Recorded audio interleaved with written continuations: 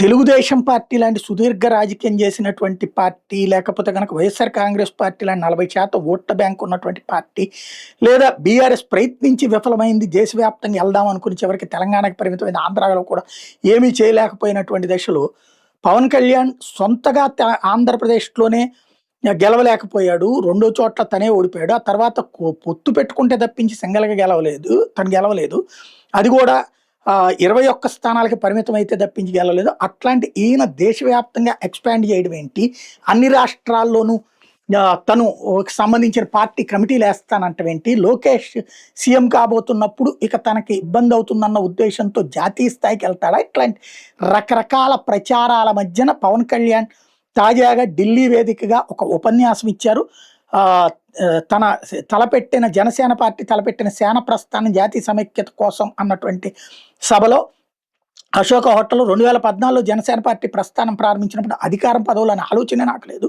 దేశానికి ఏం చేయాలి, దేశ సమైక్యతను సమగ్రతను ఎట్లా కాపాడాలనే ఆలోచనతోనే నేను జనసేన పెట్టాను. పార్టీ సిద్ధాంతాలు భావజాలం బలపడుతున్నాయి. ఇతర రాష్ట్రాల నుంచి పార్టీ కోసం పనిచేయడానికి చాలామంది ముందుకు వస్తున్నారు. ఇది జనసేన భావజాలం బలంగా ముందుకు వెళ్తుందనడానికి సంకేతం. జనసేన పార్టీ ఎల్లప్పుడూ దేశానికి మాత్రమే ప్రాధాన్యత ఇస్తుంది. తెలంగాణ ఏర్పాటు కూడా నేను ఏనాడు జనసేన కానీ నేను కానీ వ్యతిరేకించలేదు. కేవలం కాంగ్రెస్ పార్టీ విభజించిన తీరునే తప్పుబడుతూ వచ్చాం. విభజన చేసిన తీరులో లోపాల కారణంగా ఈనాటికి కూడా ఇరు రాష్ట్రాల మధ్య విద్వేషాలు ఉన్నాయి. ఢిల్లీలోనే సమావేశం పెట్టడానికి కారణం ఢిల్లీ చరిత్ర గొప్పదనం, ఈ నేల త్యాగాలకు ప్రతీక, పాలనకు ప్రతిరూపం, రాజ్యాంగ విలువలకు ప్రతిబింబం, ఎన్నో చారిత్రక ఘట్టాలకు సాక్ష్యం. ఇలాంటి గొప్ప నేలలో దేశ సమగ్రత కోసం పెట్టిన సమావేశం ద్వారా జనసేన పార్టీ దేశభక్తికి ఎంత విలువిస్తుందన్న చెప్పాలన్నదే నా ఉద్దేశం. చలిచీమలు కూడా పాముని చంపేస్తాయి అన్నట్టు చెడు అయినా మంచి అయినా దేశానికి జాతి సమగ్రతకు ద్రోహం చేసి ఎవరినైనా జనసేన వ్యతిరేకిస్తుంది. విభజనవాదాన్ని ప్రోత్సహించే వాళ్ళని జనసేన పార్టీ ఉపేక్షించదు. అట్లాంటి వాళ్ళ మీద జనసేన గళం బలంగా ఉంటుంది. ఢిల్లీకి జనసేన పార్టీ ఎప్పుడు అధికారం కోసం, పదవుల కోసం, ప్రాపకాల కోసం ఉపయోగించుకోదు.